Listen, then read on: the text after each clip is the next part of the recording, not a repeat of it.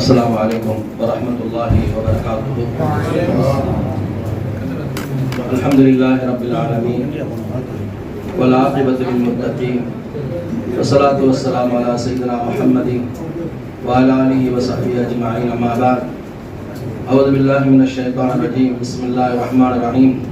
فاسألوا أهل الذكر إن كنتم لا تعلمون. صدق الله العظيم. قال رسول الله صلى الله عليه وسلم إنما شفاء العي السؤال. صدق رسول الله صلى الله عليه وسلم. எல்லா புகழும் புகழ்ச்சியும் எல்லாம் அல்ல அல்லாஹ்வின் ஒருவனுக்கே உரித்தாக. அவனது அன்பும் அருளும் அவனது கருணையும் கிருபையும் நம் உயிரிழை மேலான நபிகள் நாயகம் ஸல்லல்லாஹு அலைஹி வஸல்லம் அவர்கள் மீதும் அவருடைய குடும்பத்தார்கள் தோழர்கள் உலகத்தில் உள்ள மூமினான முஸ்லிமான ஆண்கள் பெண்கள் அனைவரும் மீதும் உண்டாகட்டுமாக. ஆமீன். எல்லாம் அல்ல ரப்பல் ஆலமீன் நிகழ்ச்சியை பயனுள்ளதாக்கி தருவானாக. முழு உலகத்திலும் யாரெல்லாம் குர்பானி கொடுக்கிறார்களோ அத்தனை பேருடைய குர்பானியும் ஏற்றுக்கொள்ளப்படுவதற்கு அல்லாஹ் இந்த மஜ்லிஸை காரணமாக்கி வைப்பானாக. முழு உலக மனித சமுதாயத்தின் இதாயத்திற்கும் முழு உலகத்தில் உள்ள முஸ்லிம்களுடைய நிம்மதியான கண்ணியமான பாதுகாப்பான வாழ்க்கைக்கும் அல்லாஹ் இந்த மஜ்லிஸை காரணமாக்கி வைப்பானாக. இதற்கு முயற்சி செய்தவர்கள், உதவி செய்தவர்கள், ஒத்துழைப்பு கொடுத்தவர்கள், கலந்து கொண்டவர்கள் எல்லா மக்களையும் அல்லாஹ் தனது பேர் அருளால் கபூல் செய்து கொள்வானாக. கண்ணியமான உலமா பெருமக்களே, அல்லாஹ்வுடைய பேர் அருளால் பெரும் கிருபையால் எனக்கு முன்னால் நம்முடைய நஜ்முதீன் அஸ்த் அவர்கள் சொன்னது போல பாலக்கரை வட்டார ஜமாத் உலமா சபை அவ்வப்போது முஸ்லிம் சமுதாயத்திற்கு என்னென்ன விஷயங்களை கொண்டு போய் சேர்க்க வேண்டுமோ அதை சரியான முறையில் சரியான நேரத்தில் கொண்டு செலுத்துவதில் அல்லாஹ்வுடைய மாபெரும் கிருபையினால் இங்கே இருக்கக்கூடிய நிர்வாகிகள் அதை சிறப்பாக செயல்படுத்திக் கொண்டிருக்கிறார்கள். அந்த வகையில் இந்த நேரத்தில் இது மிகவும் தேவையான ஒரு நிகழ்ச்சியாகும். அல்லாஹ்வுடைய கிருபையினால் இங்கே கேள்வி பதில் நிகழ்ச்சி ஏற்பாடு செய்யப்பட்டிருக்கிறது. உலமா பெருமக்கள் நிறைய பேர்கள் இருக்கிறார்கள், என்னை விட நன்கு தெரிந்தவர்கள் இருக்கிறார்கள். சொல்லக்கூடிய கேள்வி பதில்களில் ஏதாவது தவறுகள் இருக்குமே ஆனால் அவர்கள் எனக்கு சுட்டி காட்டுவார்கள் என்ற நம்பிக்கையோடு இந்த நிகழ்ச்சி ஆரம்பம் செய்கிறேன். பொதுவாக அல்லாஹ் தஆலா குர்ஆனிலே சொல்கிறார், அல்லதி ஹலக்கல் மௌத வல் ஹயாத லியப்லுவக்கும் அய்யுக்கும் அஹ்ஸனு அமலா. அல்லாஹ் அவன்தான் மௌத்தை படைத்தான், ஹயாத்தை படைத்தான். உங்களில் யார் ஒரு அமலை அழகான முறையில் செய்கிறார்கள் என்று சோதித்து பார்ப்பதற்காக சொல்றான். இப்போ அல்லாஹ்வுடைய நோக்கமே என்னன்னு சொன்னா, தொழுதால் அந்த தொழுகை அழகாக தொழுக வேண்டும். அதிகமாக தொழுவதை அல்லாஹ் எதிர்பார்க்கவில்லை, அழகாக தொழுவதை அல்லாஹ் எதிர்பார்க்கிறான். அதனால்தான் ஹதீஸில் வருகிறது, ஒரு மனிதர் 1000 ரக்காத் தொழுகிறார், 2 ரக்காத்தா தொழுகிறார். ஆனால் ஒருவர் 2 ரக்காத் தொழுகிறார், நிறுத்தி நிதானமாக நீண்ட நேரங்கள் நின்று தொழுதால் இந்த 2 ரக்காத் அல்லாஹ்வுக்கு பிரியமானதாகிறது. ஏன்னா அல்லாஹ் தஆலா ஒரு அமலை என்னுடைய அடியான் அழகாக செய்ய வேண்டும் என்று அல்லாஹ் விரும்புகிறான். ஸல்லல்லாஹு அலைஹி வஸல்லம் எங்கெல்லாம் ஒழுவை பற்றி நமக்கு சொன்னார்களோ அங்கெல்லாம் ஒருவர் ஒழு செய்கிறார், அந்த ஒழுவை அழகான முறையிலே செய்கிறார். இந்த வார்த்தையை சேர்த்தே சொல்லுவாங்க. ஒழு செய்கிறார், ஒழு செஞ்சுட்டு தொழுகிறார்னு சொல்லல, ஒழுவு செய்கிறார். அந்த ஒழுவை அழகான முறையிலே செய்து அவர் தொழுகையை சரியான முறையிலே தொழுவாரையானால் அவருக்கு அந்த பாவங்கள் எல்லாம் மன்னிக்கப்படுகிறதுன்னு சொல்றாங்க. அப்போ ஒரு தொழுகையை தொழுதால் அதை அழகான முறையில தொழுக வேண்டும். நோன்பு வைத்தால் அழகான முறையில நோன்பு வைக்க வேண்டும். ஜகாத் கொடுத்தால், ஹஜ்ஜி செய்தால், எத்தனை இபாதத்துகள் இஸ்லாத்தில் சொல்லப்பட்டிருக்கிறதோ அவைகளை அழகான முறையிலே செய்வது. அழகான முறையிலே செய்யறதுன்னா என்ன? புது ட்ரெஸ் போட்டுக்கிட்டு அழகா ஜம்முன்னு அந்த அமலை செய்யறதா அப்படின்னா அதல்ல. அதனுடைய பர்லி என்ன, அந்த அமலை செய்வதற்கான வாஜிப் என்ன, அதன் சுன்னத்து என்ன, அதன் முஸ்தஹபுகள் என்ன, ஒழுக்கங்கள் என்ன, எதை செய்தால் அந்த அமல் அல்லாஹ்விடத்தில் கூடும், எதை செய்தால் கூடாமல் போய்விடும், அவைகளை தெரிந்து செய்வதற்கு பேரு அழகான அமல்னு அர்த்தம். அதை தெரிந்து செய்வதற்கு பேர் தான் அழகான அமல். அப்படி தெரிந்து செய்வதற்காகத்தான் இந்த மஜ்லிஸ் கூட்டப்பட்டிருக்கிறது. நீண்ட நெடுங்காலமாக நம்மள எங்க தாத்தா காலத்திலிருந்து நாங்கள் குர்பானி கொடுக்குறோம் என்று சொல்லக்கூடியவர்கள் உண்டு. எங்க அத்தா காலத்திலிருந்து நாங்க குர்பானி கொடுக்கிறோம்னு சொல்றவங்க உண்டு. நான் நினைவு தெரிஞ்ச காலத்திலிருந்து ஒரு வருஷம் கூட குர்பானி விட்டதே இல்லை அஜர் அப்படின்னு சொல்றவங்க உண்டு. ஆனா அதை சரியாக செய்திருக்கிறார்களா, செய்திருக்கிறோமா என்று நாம் யோசிக்க கடமைப்பட்டிருக்கிறோம். பொதுவாகவே எந்த விஷயத்தையும் மார்க்கத்தை தெரிஞ்சு கொள்வதிலே வெட்கப்படக்கூடாது. 2 பேர்த்துக்கு எல்லாம் கல்வி தரமாட்டான்னு சொன்னாங்க நபி ஸல்லல்லாஹு அலைஹி வஸல்லம். மார்க்கத்துடைய அறிவை தரமாட்டான். 2 பேர் மார்க்கத்தின் அறிவிலிருந்து நிராசையானவர்கள், அவர்களுக்கு அது கிடைக்காது. ஒன்று பெருமை கொண்டவர்கள், பெருமை அடிப்பவர்களுக்கு கல்வி ஞானம் கிடைக்காது. 2வது வெட்கப்படக்கூடியவர்களுக்கும் கல்வி ஞானம் கிடைக்காது. ரெண்டே சொன்னாங்க ரசூல் ஸல்லல்லாஹு அலைஹி வஸல்லம். ஒரு விஷயத்தை கேட்கறது வெட்கப்படுறான்னு வைங்க, அவரும் அந்த விஷயத்தை மௌத்து வரைக்கும் அவர் தெரிஞ்சுக்கவே முடியாது. அப்படியே இருந்து அப்படியே மௌத்தா போயிட வேண்டியதுதான். அதே மாதிரி பெருமை, எனக்கு என்ன தெரியாது, எல்லாம் எனக்கு தெரியும் நினைக்கிற வரைக்கும் கொண்டு போய் அல்லாஹ் தஆலா போய் சேர்க்க மாட்டான். அதை தெரிந்து கொள்வதற்கான வாய்ப்பை, சூழ்நிலை அல்லாஹ் உருவாக்க மாட்டான்னு சொல்லி நபி ஸல்லல்லாஹு அலைஹி வஸல்லம் சொன்னாங்க. அது மாதிரி இன்னொரு விஷயம் என்னன்னா, நம்ம கிட்ட யாராவது வந்து நம்ம தொழுகையாளி அல்லது நம்ம வந்து பள்ளியுடைய தொடர்புல இருக்கிறோம் அல்லது ஜமாத்துடைய தொடர்புல இருக்கிறோம்னு சொல்லிட்டு இந்த மாதிரி மசாயில்கள் வந்து கேட்கும்போது மிக சரியாக தெரிந்தாலே தவிர அதை நம்ம சொல்லிடக்கூடாது. மிக சரியாக தெரிந்தாலே தவிர, ஊர்ஜிதமாக முழுமையாக நமக்கு தெரிஞ்சாதான் சொல்லணுமே தவிர, வந்து கேட்டாங்களே நம்ம இல்லைன்னு சொன்னோம்னா நம்மள என்ன இத்தனை நாளா தொழுகிறாரு, ஹஜ்ஜுக்கெல்லாம் போயிட்டு வந்திருக்கிறாரு, இது கூட தெரியலேன்னு நம்மளை தப்பா நினைப்பாங்களேன்னு ஏதாவது சொல்லி விட்றக்கூடாது. ரசூல் ஸல்லல்லாஹு அலைஹி வஸல்லம் சொல்றாங்க, இன்னமா ஷிஃபாஉல் ஹய்ய சுவால். உலகத்திலேயே எல்லா நோய்க்கும் மருந்து இருக்குது, ஆனா அறியாமைங்கிற நோய்க்கு மருந்தே கிடையாது. அந்த அறியாமை நோய்க்கு ஒரே ஒரு மருந்து இருக்குது, அது என்னன்னா நீங்க கேள்வி கேட்கறதுன்னு சொன்னாங்க. கேள்வி கேட்க இந்த அறியாமை நோய் நீங்கும். நீங்க கேட்காத வரைக்கும் அந்த அறியாமை இருந்துகிட்டே தான் இருக்கும்னு சொன்னாங்க. அதனால அல்லாஹ் குர்ஆன்ல சொல்றான், உங்களுக்கு ஒரு விஷயம் ஏதாவது தெரியலன்னு சொன்னா அதை தெரிந்தவர்களிடத்திலே கேட்டு தெரிந்து கொள்ளுங்கன்னு சொல்றான். பஸ் அரு அஹ்ல ذிக்ரி இன் குன்தும் லா தஅலமூன். ஒரு விஷயத்தை பற்றிய அறிவு, ஞானம், அதை பற்றிய புரிதல் உங்களுக்கு இல்லைன்னு சொன்னா இதை பற்றி யார் நன்கு தெரிவார்களோ அவர்களிடத்திலே கேட்டு தெரிந்து கொள்ளுங்கள் என்று அல்லாஹ் குர்ஆனிலே சொல்றான். அந்த அடிப்படையில் தான் இந்த மசாயில் மஜ்லிஸ் இங்கே ஏற்பாடு செய்யப்பட்டிருக்கிறது. பொதுவாக பெரும்பாலும் நோம்பு காலம் வந்தா ஒரு 10 கேள்வி இருக்குது, அதையே தான் மக்கள் திரும்ப திரும்ப கேட்பாங்க. குர்பானி காலம் வந்தா ஒரு 10 கேள்வி இருக்குது, அதையே தான் திரும்ப திரும்ப கேட்பாங்க. அதனால திரும்ப திரும்ப கேட்டாலும் கூட ஆண்டுக்கு நம்ம ஞாபகப்படுத்த வேண்டி இருக்குது. மனித அல்லாஹ் தஆலா மனிதனை மறதியாக படைச்சிருக்கிறான். அதனால அப்பப்ப நம்ம தெரிஞ்சாலும் கூட மறந்து போயிடுவோம். நீங்க ஏற்கனவே தெரிஞ்ச கேள்வியா இருந்தா கூட நீங்க கேட்கலாம். ஏன்னா உங்களுக்கு தெரிஞ்சதா இருக்கலாம், 10 பேருக்கு அது தெரியாததா இருக்கும். நீங்க கேள்வி கேட்கறதுனால அந்த 10 பேரும் அது தெரிஞ்சுக்கிறதுக்கான வாய்ப்பு இருக்கிறது இன்ஷா அல்லாஹ்.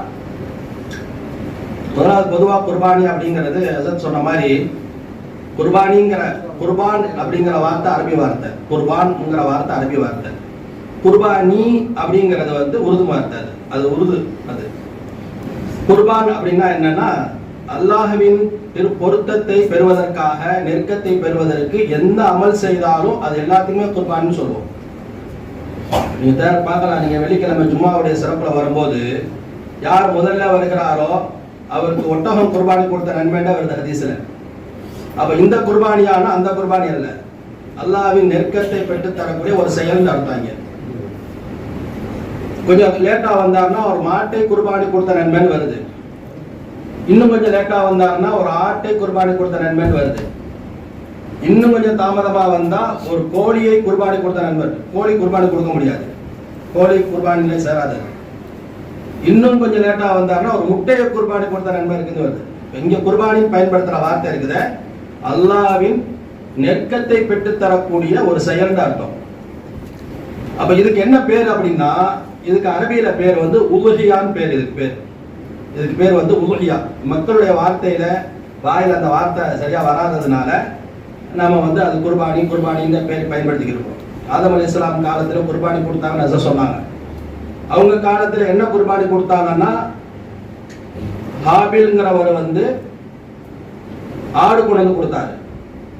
காபில்ங்கிறவர் வந்து தானியம் கொண்டு கொடுத்தாரு, மட்டமான கோதுமை தானியத்தை வச்சார். அப்ப இப்போ வந்து அல்லாஹ் ஆதம் அலைஹிஸ்ஸலாம் மகன்களே வந்து தானியங்கள் தான் குர்பானி கொடுத்துருக்குறாங்க, நாங்களும் இன்னைக்கு வந்து அரிசி பருப்பு தானியத்தை குர்பானி கொடுக்குறோம்னு சொன்னாங்கன்னா அந்த குர்பானி நிறைவேறாது. இப்போ குர்பானிங்கிற வார்த்தைக்கு அர்த்தம் என்னன்னா, அல்லாஹ்வின் நெருக்கத்தை பெறுவதற்கு எதுவெல்லாம் துணை புரியுமோ அதற்கு குர்பானின் பேர். நாம கொடுக்குறோமே இதுக்கு பேர் வந்து உதுஹியான் பேர். சஹாபாக்கள் ரசூலுல்லாஹ்ட்ட கேட்டாங்க, மா அல்லாஹியா ரசூலல்லாஹ், இந்த உதுஹியான்னு சொல்லப்படுது அப்படின்னா என்ன யா ரசூலல்லாஹ்? ரசூல் ஸல்லல்லாஹு அலைஹி வஸல்லம் சொன்னாங்க, சுன்னத் அபீக்கும் இப்ராஹிம், அது இப்ராஹிம் அலைஹிஸ்ஸலாம் உங்களுடைய தந்தை இப்ராஹிம் அலைஹிஸ்ஸலாம் அவருடைய வழிமுறையில் வந்த ஒரு அற்புதமான ஒரு அமல். இதை நாங்க செஞ்சா எங்களுக்கு என்ன கிடைக்குன்னு சொன்னாங்க, லிக்குல்லி ஷாரத்துன் ஹஸனா, நீங்கள் குர்பானி கொடுக்கக்கூடிய பிராணியில் எத்தனை ரோமங்கள் முடிகள் இருக்கிறதோ ஒவ்வொரு முடிக்கும் ஒரு நன்மை எழுதப்படும் சொன்னாங்க. வசூபி யா ரசூலல்லாஹ், அல்லாஹ்வின் தூதரே, அப்படியானால் நிறைய முடிகள் கொண்ட கம்பளி ஆடு செம்மறி ஆடு கொடுத்தா அதுக்கு என்ன நன்மைன்னு கேட்டாங்க. அதுல எவ்வளவு முடி இருக்குமோ அவ்வளவு நன்மை இருக்குதுன்னு நபி ஸல்லல்லாஹு அலைஹி வஸல்லம் சொன்னாங்க. மிக உயர்தரமான உன்னதமான ஒரு அமல். ஆடு கொடுக்கக்கூடியவர்கள் இப்ப ஆடு 20,000 ரூபாய் கம்மி ஆடே கிடையாது. ஆடு கொடுக்கக்கூடியவர் 20,000 ரூபாய்க்கு மேல செலவு செஞ்சு அந்த அமலை செய்யறாங்க. கூட்டு குர்பானியில சேரக்கூடியவர்கள் 3,500 இருந்து அதனுடைய அளவுகள் வருகிறது. இவ்வளவு காசு செலவு செஞ்சு ஒரு அமலை செய்யும் போது அந்த அமலை முறையா செய்யணுமா இல்லையா, அது சரியா செய்யணுமா இல்லையா, அதை முறையாக சரியாக செய்து கொள்வதற்காக தான் இந்த மஜ்லிஸ் ஏற்பாடு செய்யப்பட்டிருக்கிறது. இன்ஷா அல்லாஹ் இது சம்பந்தமாக உங்களுடைய யார் ஃபர்ஸ்ட் கேள்வி கேட்கறாங்களோ அவங்களுக்கு தான் அடுத்தடுத்து கேட்கறவங்க நன்மை கிடைக்கும். அதுல ஷேரத்தின் ஹஸனா செய்யுங்க, ஒவ்வொரு வீடியோ நன்மை. இன்னைக்கு வாட்ஸ்அப்ல ஒரு போட்டோ அனுப்பிச்சாங்க. அந்த ஆட்டுக்காரன் என்ன செய்யறான், அப்படியே தடவி காட்டுறான். அந்த ஆட்டுல இருந்து, அதாவது கையை தவிர வேற எதுவும் இருக்காண்டி அந்த முடியை அப்படியே ட்ரிம் பண்ணி காமிக்கிறான். ஃபுல்லா முடிய போல ட்ரிம் பண்ணிட்டு வெறும் தோல் மட்டும் இருக்கு. இந்த ஆடு கொடுக்கறது சிறப்பா கொடுப்பாங்க. அதாவது ஆடு முடிய வெட்டிட்டதுனால ஆட முடிய பூரா சேவ் பண்ணிட்டானா. நீங்க சொன்னீங்க ஒவ்வொரு முடிக்கும் ஒரு நன்மை கிடைக்குன்னு சொல்லிட்டு, இந்த முடிய பூரா சேவ் பண்ணிட்டானே அப்படின்ட்டு. ஹஜ்ஜுக்கு போறோம், முட்டையை பூரா அடிச்சிடுறோம், அடுத்து உம்ரா செய்யும் போது தலையில முடிய இருக்கிறது இல்லை. அப்போ வந்து நம்ம சும்மா பிள்ளையாட வச்சு இப்படி பண்ணிக்கிறோம், ஆனாலும் எல்லா முடியையும் இறக்குன நன்மை கிடைச்சிது. அந்த மாதிரி அந்த ஆட்டில் ஏற்கனவே என்ன ரோமங்கள் இருந்ததோ அந்த ரோமத்திற்கான ஒவ்வொரு முடிக்கான நன்மை கிடைக்கும். இவ வெட்டினதுனால வந்து அந்த ஆட்டினுடைய நன்மைகள் பாதிக்கப்படாது. அதாவது உங்க ஐயப்பேட்டை ஜியாவுதீன் ஒருத்தர் கேள்வி கேட்டாராம், இந்த மாதிரி வந்து தொழுகைக்காக நீங்கள் நடந்து போனால் ஒரு எட்டு எடுத்து வச்சீங்கன்னா ஒரு நன்மை கிடைக்கும், ஒரு பாவம் மன்னிக்கப்படுகிறது, ஒரு அந்தஸ்து உயர்த்தப்படுதுன்னு சொல்றீங்களே ஹஸ்ரத், நான் வந்து எங்க வீட்டுல இருந்து பைக்ல வர்றேன், இப்ப இந்த பைக்ல வந்தா எனக்கு எப்படி நன்மை கிடைக்கும்னு சொல்லி அதுவும் சொன்னாங்களா, உன் பெட்ரோல்ல ஒவ்வொரு சொட்டுக்கும் ஒரு நன்மை எழுதப்படும், ஒவ்வொரு சொட்டு ஒரு சொட்டு ஒவ்வொரு 8 மாதிரி ஒவ்வொரு சொட்டுக்கும் வந்து ஒரு நன்மை எழுதப்படும், ஒரு பாவம் மன்னிக்கப்படும், ஒரு அந்தஸ்து உயர்த்தப்படும், இப்படி வச்சுக்க அப்படின்னு சொல்லி சொல்லிட்டாங்க. அதனால அந்த அந்த அமலின் அசல் தன்மை என்னவோ அதனுடைய நன்மைகள் அதுக்கு கிடைக்கும் இன்ஷா அல்லாஹ். ஒரே 2 செய்தி நீங்க கேட்கறதுக்கு முன்னாடி 2 செய்தி நானே சொல்லிடுறேன். 2 இந்த எல்லா அமல்களையும் சில குழப்பங்கள் இருக்குது. குழப்பம் செய்வதற்காகவே சில ஆராய்ச்சிகள்லாம் நடக்குது. இப்போ வந்து 2 குழப்பம் இருக்குது முஸ்லிம் சமுதாயத்தில். ஒண்ணு, ஒரு மொத்த குடும்பத்துக்கு ஒரு ஆடு போதும் அப்படின்னு ஒரு சட்டம் எல்லா பக்கமும் செய்தி பரப்புறாங்க. ஒரு குடும்பத்துல எத்தனை பேர் இருக்கிறாங்களோ எல்லாத்துக்கும் சேர்த்து ஒரு ஆடு கொடுத்தா போதும்னு சொல்லி எல்லா பக்கமும் பிரச்சாரம் செய்யப்பட்டது. இது சம்பந்தமான ஒரு சின்ன தெளிவு. அதாவது குர்பானியை பொறுத்த வரைக்கும் ஒரு குடும்பத்தில் எத்தனை நபர்கள் சம்பாதிக்கிறார்களோ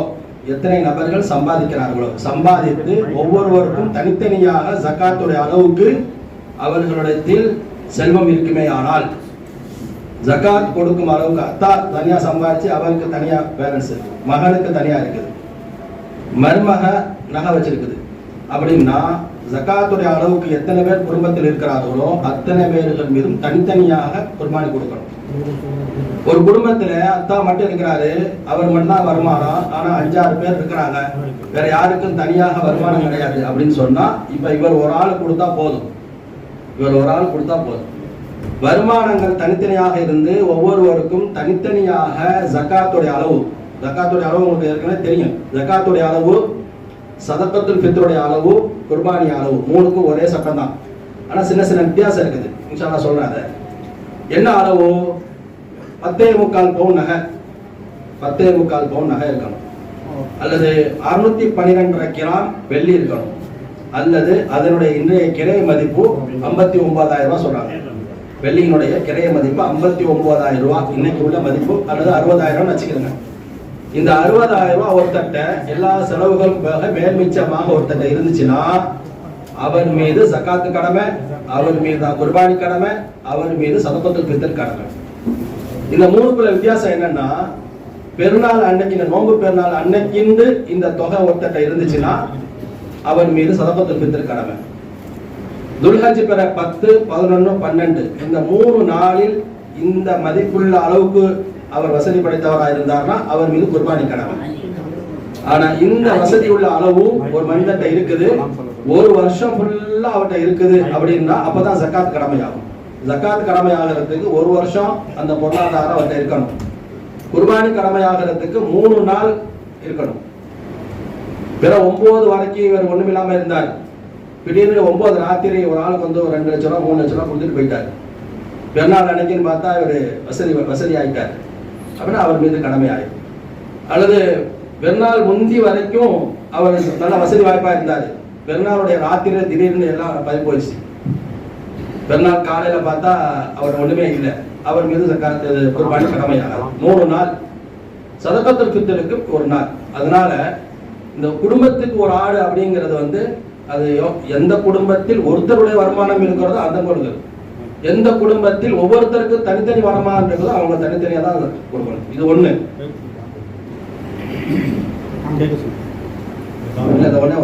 சொல்ல போறாங்களா? இன்னொரு முறை சொல்லிக்கிறேன். இன்னைக்கு இந்த வருஷத்துடைய ஒரு புது குழப்பம் தெரிஞ்சுக்கிறேன்னு சொல்றேன். இந்த வருஷத்துடைய புது குழப்பம் என்னன்னு சொன்னா, 3 நாளும் வந்து கொடுக்க கூடாது. புதுசா இப்ப கண்டுபிடிச்சு எல்லா பக்கம் குழப்பிக்க இருக்காங்க. 3 நாளும் கொடுக்க கூடாது. இது இந்த வருஷத்துடைய புதிய கண்டுபிடிப்பு. ஏதாச்சும் ஒண்ணு சொல்லணும்ல, அப்பதானே நாங்களும் ஒரு ஆள் இருக்கிறோம், நாங்க ஒரு ஆள் இன்னும் ஒன்னும் மொத்தாக்கல இருக்கிறோம்னு தெரியணும்ல. இந்த வருஷத்துடைய புதிய குழப்பம் என்னன்னா, காலகாலத்தமாக 1400 வருஷமாக துல்ஹஜ் பிறை 10, 11, 12 3 நாள் தான் நம்ம குர்பானி கொடுத்துக்கிறோம். இந்த 3 நாள் தான் தக்பீர் சொல்லி இருக்கிறோம். ஆனா இந்த வருஷத்துல என்ன புதுசா இப்ப கண்டுபிடிச்ச எல்லா பக்கமும் அறிவு பண்ணாங்கன்னா, பெருநாள் அன்னைக்கு மட்டும்தான் குர்பானி கொடுக்கணும், 2வது நாள் கொடுத்தாலும் 3வது நாள் கொடுத்தாலும் குர்பானி கூடாதுன்னு சொல்லி இப்ப எல்லா பக்கமும் காலையில இருந்து 2-3 நாளா எனக்கு போன் பண்ணி உலமாக்கள் கேட்டாங்க. அப்ப நான் ஈரோட்டில இருந்து 10 ரூபா வர வச்சு காலையில வாட்ஸ்அப் தலைவனோட அனுப்பிச்சு விட்டேன். உலமாக்கள் 3 நாள் கொடுக்கறதுக்கு மார்க்கத்துல அனுமதி இருக்கு. 3 நாள் தான் கொடுக்கணும். ஆனா முதல் நாள் கொடுக்கறது சிறப்புங்கிறதுப்பா. ஒருத்தர் கடைசி ரக்காத்துல தொழுகிறாரு, ஒருத்தர் முன் சப்புல தொழுகிறாரு. நீ கடைசியில தொழுத அதனால உனக்கு கூடாதுன்னு சொல்ல முடியுமா? தொழுக கூடிரும். முன் சப்புல தொழுகிறவருக்கு சிறப்பு கூட, முன் சப்புல தொழுதா அவருக்கு சிறப்பு கூட. இப்ப குர்பானி கறி இருக்குது, ஒருத்தர் தானே வச்சுக்கிறனாலும் வச்சுக்கலாம், எங்களுக்கு எதுவுமே தேவையில்லை எல்லாத்துக்கும் கொடுக்கலாம். ஆனா சிறப்பு 3 பங்கா பிரிச்சு கொடுக்கறது சிறப்புன்னு வருது. 3 நாளுமே நீங்க குர்பானி கொடுக்கலாம், 2வது நாள் கொடுக்க கூடாது, 3வது நாள் கொடுக்க கூடாது. இப்ப புதிய குழப்பங்களா இருக்கிறதுனால இது மக்களுக்கு நீங்க தெளிவுபடுத்திருங்க. அதெல்லாம் கிடையாது, 3 நாளும் கொடுக்கலாம், மார்க்கத்தில் அனுமதி இருக்குது. சஹாபாக்கள் கொடுத்திருக்காங்க, வெளிமார்கள் இறை நேசர் இமாம்கள் கொடுத்திருக்கிறாங்க, நமக்கு மார்க்கத்தில் அனுமதி இருக்குது. 3 நாளுமே கொடுக்கலாம். ஏன்னா இந்த வருஷத்துல புதிய இந்த கடைசி நேரத்துல தான் இது பரபரப்பு செய்தி இன்னும் வரும். இப்பதான் கொஞ்சம் செய்தி வெளியே வந்துகிட்டு இருக்குது. இன்னும் கொஞ்ச நாள் 2 நாள் 3 நாள் ஆனா கொஞ்சம் அப்படி பரபரப்பாயிடும் இல்லையா? 1 நாள் தான் கொடுக்கணுமாம்ல, 2வது நாள் கொடுத்தா கூடாதாம்ல அப்படின்னு கேட்பாங்க. அதனால வந்து குர்பானி முதல் நாளும் கொடுக்கலாம், 2வது நாளும் கொடுக்கலாம், 3வது நாளும் கொடுக்கலாம். ஆனாலும் கூட முதல் நாள் கொடுக்கறது சிறப்பு. குர்பானில வந்து பகலும் கொடுக்கலாம், இரவும் கொடுக்கலாம், 2க்கும் அனுமதி இருக்குது. ஆனாலும் பகல்ல கொடுக்கறது சிறப்பு. குர்பானி ஆணும் அறுக்கலாம், பெண்ணும் அறுக்கலாம், ஆனாலும் ஆண் அறுப்பது சிறப்பு. கேளுங்க கேளுங்க.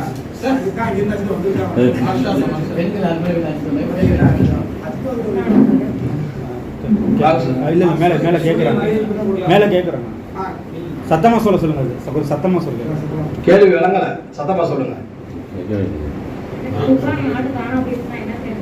இதெல்லாம் வருஷம் வருஷம் சொன்னாங்க அந்த 10 கேள்வி, வருஷம் வருஷம் கேட்குற 10 கேள்வியில இது ஒண்ணு எப்பவுமே. அதாவது 2 விஷயம் இருக்குது இதுல.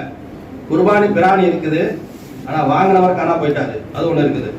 வாங்கினவர் காணா போயிட்டாருன்னு 2 இருக்குது. எங்க போனாருன்னு தெரியல, அல்லது மூத்தா போயிட்டாரு, இது 2. இன்னொன்னு இருக்குது, வாங்கினவர் இருக்கிறாரு, பிராணியை காணோம், அல்லது பிராணி செத்து போச்சு. 2 சம்பந்தப்பட்ட மசாயில் இது. குர்பானி பிராணியை பொறுத்த வரைக்கும் பிராணி இருக்குது, வாங்கினவர் மூத்தா போயிட்டாரு, காணா போயிட்டாருன்னா இப்ப அந்த பிராணி வாரிசுகளுக்கு உரிமை ஆயிரும், வாரிசுடைய கைக்கு வந்துடும். வாரிசுகள் வந்து அதை அறுத்து அதனோட நன்மையை வந்து மூத்தா போன தகப்பனாருக்கு சேர்க்கலாம். அது ஈசால் சவாபில சேர்ந்துடும். ஈசால் மூத்தா போனவருக்கு நன்மையை சேர்க்கறது சேர்ந்துடும். ஆனா வாரிசுடைய பொருள், இப்ப இந்த பிராணி வந்து இப்ப இவருக்கு சொத்துக்கள், இவர் வந்து நான் அதெல்லாம் கொடுக்க மாட்டேன், எனக்கு என் தந்தையின் மூலமாக வந்த வாரிசு அப்படின்னு சொன்னாருன்னா அதை ஒன்றும் செய்ய முடியாது. பிள்ளைகள் வாரிசுங்க என்ன செய்யணும்னா, நம்ம அத்தா அந்த ஆசையா வாங்கினாரு, அதனால நம்ம அவருக்கு குர்பானி கொடுத்துடலாம். அப்ப என்னன்னா, அது மார்க்க விளக்கம் உள்ள பையனா இருந்தா அதை செய்வான். மார்க்க இல்லாதவனையா பார்த்தா அது விலை போடுவான். இந்த ஆடு ஒரு வித்தா ஒரு 15,000 ரூபா வருமே, எதுக்கு போய் அத்தாக்கு போய் கொடுத்துக்கிட்டு ஒரு 15,000 வித்துவிட்டு ஒரு 500 ரூபாய்க்கு ஏதாவது ஒரு தான தர்மம் செஞ்சிடலாம், சோத்தா வாங்கி கொடுத்துடலான்னு அப்படி கடை போடுவான். இது மார்க்கம் இல்லாத பிள்ளையா இருந்தா. அப்போ ஆடு இருக்குது, வாங்கினவர் இறந்து போயிட்டாருன்னா அப்ப அந்த ஆடு வாரிசுக்கு சொந்தமாயிடும். அந்த வாரிசுங்க அவங்க பார்த்து எதை வேணாலும் செய்யலாம். அவருக்கு அதை அறுத்து பண்ணிட்டு சதகாசாதை செஞ்சுக்கலாம், அல்லது அவர் நான் கொடுக்க மாட்டேன்னு சொன்னாலும் அது அவரோட சம்பந்தமானது. ஆனா வாங்கினவர் அவர் மேல எந்த குற்றம் இல்லை, அவர் தான் மௌத்தாயிட்டாரு. இப்ப வாங்கினவர் இருக்கிறாரு, ஆடு காணா போச்சு. இப்ப ஆடு காணா போச்சுன்னா 2 சட்டம் இருக்குதுங்க. அதுல வாங்கினவர் வசதி உள்ளவரா அல்லது வசதி இல்லாதவரான்னு பார்க்க. வசதி உள்ளவரா இருந்தா அது வாங்கி காணா போனதுனால அது குர்பானி கொடுத்த அந்த நன்மையில அவருக்கு சேர்ந்துடும்.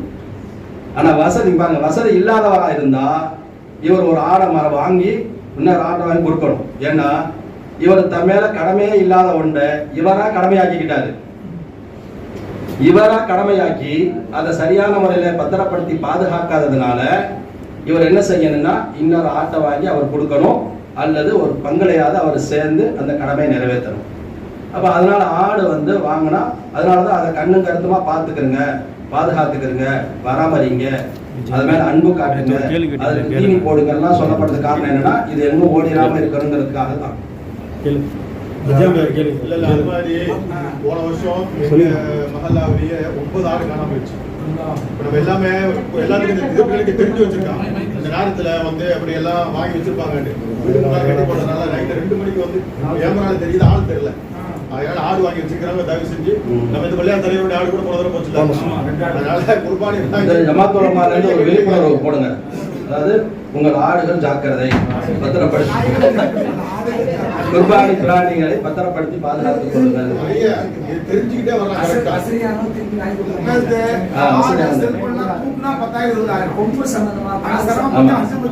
அதே மாதிரி வருஷம் வரக்கூடிய சட்டங்கள் அதையும் ஞாபகப்படுத்திடுறேன். பெரும்பாலும் வந்துகிட்டு அங்க சந்தையில நெண்டுக்கிட்டு போன் அடிப்பாங்க. சந்தையில நெண்டுக்கிட்டு கஜராஜ் ஆடு பிடிக்க வந்தேன், சந்தையில இந்த கொம்பு லேசா அப்படி உடஞ்சாப்புல இருக்குது, கால் லேசா வளைஞ்சாப்புல இருக்குது அப்படின்னு சொல்லி உருவாக்குவதுல எந்த பிராணிகளை பொறுத்த வரைக்கும் அது கண் முன்னால முழுமையான ஊனம்னு கண்ணுக்கு தெரிஞ்சா மட்டும்தான் முழுமையான ஊனம். இது வந்து நம்ம கண்ணு முன்னாடி நல்லா தெரியுது. நான் 3 காலு நல்லா நடக்குது, 1 காலு ஊனமா இருந்துச்சுன்னா மார்க்கத்துல அனுமதி இருக்குது. 2 காலு அல்லது 3 காலு ஊனமா இருக்குது, 1 காலு தான் நல்லா இருக்குது அப்படின்னா அதுக்கு மார்க்கத்துல அனுமதி இல்லை. காதுல ஓட்டை இருக்குது, கிழிஞ்சு போயிருக்குதுன்னா சின்னதா ஓட்டையா இருக்குது, சில பேர் அடையாளத்துக்கு போட்டு வச்சுப்பாங்க ஓட்டை, இதெல்லாம் வந்து ஏற்றுக்கொள்ளப்படும். பெருசா கிழிஞ்சு காது கிழிஞ்சு இருக்குது, பார்க்கறதுக்கு அருவருப்பா இருக்குது, அது கூடாது. கொம்பை பொறுத்த வரைக்கும் அடியோடு உடைஞ்சு போயிருக்குது, அப்படியே முடியோடு உடைஞ்சு போயிருந்தாதான், வேரோட உடைஞ்சு போயிருந்தாதான் அதுக்கு அனுமதி இல்லை. லேசா சின்னோடு இப்படி லேசா உடைஞ்சிருக்குது அப்படின்னா அதெல்லாம் எடுத்துக்கலாம், ஒன்றும் தப்பு இல்லை. அதனால ஒரு பிராணி பார்த்தா ஆடிக்கிட்டு இருக்குது, அசைக்குதுன்னா அதெல்லாம் ஒன்றும் தப்பு இல்லை. அதாவது வந்து ஒரு பிராணியை பார்த்தா ரொம்ப உன்னிப்பா பார்த்தா தான் அதனுடைய ஊனம் தெரியுது. இப்ப நம்ம கையில் ஊத்துறோம் பாருங்க, கையில வந்து முயல் போட்டிருக்கான், யானை போட்டிருக்கான், நண்டு போட்டிருக்கான், இதெல்லாம் உருவாங்க. இப்ப இதனுடைய சட்டம் என்னன்னு சொல்றாங்க, எந்த ஒரு பொருளை தூரத்திலிருந்து பார்த்தா அந்த உருவப்படம் கண்ணுக்கு தெரியுமோ அதுக்கு மார்க்கத்தில் அனுமதி இல்லை. உத்து பார்த்தாதான் தெரியும். உத்து பார்த்தாதான் தெரியும்னா அதெல்லாம் நீங்க வந்து எடுத்துக்கிற வேண்டிய அவசியம் இல்லை. சில பேர் முசல்லால தொழுதுட்டு உத்து பார்த்துக்கிட்டே இருப்பார். நம்ம செல்வம் மாறி தெரியுது எடுத்து அப்படின்னு வந்து பெரிய போராட்டம் பண்ணி அந்த முசல்லாவை எடுக்க வச்சு ஒரு கலவரத்தை உண்டாக்கிட்டு தான் பண்றது. ரொம்ப உத்தரா மார்க்க சொல்லல. டைல்ஸ் போட்டுருக்காங்க. அந்த டைல்ஸ் டிசைன் ஒரு குண்டு மாதிரி இருக்கு. டைல்ஸ் எடுக்க அதனால இது வந்து ஊனம் சம்பந்தமாக நீங்க இது பொதுவான மசாயில். ஊனம் சம்பந்தமாக கண் முன்னால் உங்களுக்கு அது அங்கஹீனமாக பார்க்கவே அருவருப்பாக இருக்கிறது அப்படின்னு தோடும் மெலிஞ்சி போய் தோடுமா இருக்குது, அல்லது கண்ணு விகாரமா இருக்குது, ஒரு கண்ணு உடஞ்சி போயிருக்குது, அல்லது கலங்கி போயிருக்குது, அல்லது ஒரு கண்ணு பொட்டையா இருக்குது, பார்த்தாலே அது நமக்கு வந்து அருவருப்பா இருக்குது அப்படிங்கிற மாதிரி இருந்தா தான் அதுக்கு ஜாயிஸ் கிடையாது. பார்க்க நல்லா இருக்குதுன்னா ஒண்ணு ஜாயிஸ் ஒன்று அனுமதி இருக்குது. சொல்லுமா. ஒரு வீட்டுல ஆண்களே இல்ல, பெண் மட்டும் தான் சம்பாதிச்சு வருமானம் ஈட்டுறாங்க, அவங்க வந்து குர்பானி கொடுக்கலாமா? ஆமா, அவங்க அதாவது 11 பவுன் நகை இருந்தா ஒரு வீட்டுல ஆண் இருக்கிறாங்க, ஆண் இல்ல, சம்பாதிக்கிறாங்க, சம்பாதிக்கலன்னு அர்த்தம் இல்லை. ஒருத்தவங்கள்ட்ட 10.25 பவுன் ஒரு பெண்ணிட்ட இருந்தா அவங்க மேல சக்காத் கடமை ஆகிறது. அந்த 10.25 பவுனும் பிறை 10, 11, 12 இந்த 3 நாளும் அவங்க கைவசத்தில் இருக்குமே ஆனால் அவங்க மேல குர்பானி கடமை. அவங்க வந்து அது வாங்கி கொடுத்து ஒரு ஆடை வாங்கி அவங்க அதை பங்கீடு செய்வதற்கு ஆள் இல்லை, தோது இல்லைன்னு சொன்னா ஒரு பங்குலையாவது சேர்ந்துடணும். அவங்க தங்களோட கடமை எழுதணும். வெள்ளியுடைய கணக்கு அது மாதிரி எழுதி. இது வந்து தங்கத்துக்கு தான் நான் கணக்கு சொன்னேன். ஒருத்தவங்கள்ட்ட 612 கிராம் வெள்ளி அல்லது அதனுடைய கிரையை நான் சொன்னேன் இப்போதைக்கு 59,000 ரூபாய், எல்லா செலவுகளும் போக 59,000 ரூபாய் இருந்துச்சுன்னா அவங்க மேலையும் குர்பானி கடமையாகும். வாங்கி அதை ஒரு ஆடை வாங்கி அறுத்து அதை பங்கீடு செய்வதற்கு ஆண்கள் துணை இல்லை, தனியா இருக்கிறாங்க அந்த அம்மா அப்படின்னா அவங்க வந்து தன் கடமையை நிறைவேற்றுறதுக்கு கூட்டு குர்பானியில சேர்ந்துடணும். ஆமா, குர்பானி கொடுக்கறவங்க அறுக்க தெரிஞ்சா அறுக்கணும். அரபா நோம்புங்கிறதுக்கு குர்பானி கொடுக்கறதுக்கு சம்பந்தம் கிடையாது. 2 விஷயம் நினைக்கிறீங்க. இந்த மாதிரி இந்த சட்டம் இருக்குது. இந்த தலைமுடி எடுக்கிறது, தலைமுடி முடிய வெட்டாம இருக்கிறது, நகை வெட்டாம இருக்கிறது அப்படின்னா ஒரு வீட்டுல குர்பானி கொடுக்குறாங்கல்ல, ஒருத்தர் குர்பானி யார் குர்பானி கொடுக்குறாரோ அவர் தான் அது பேணுதலா இருக்கணும்.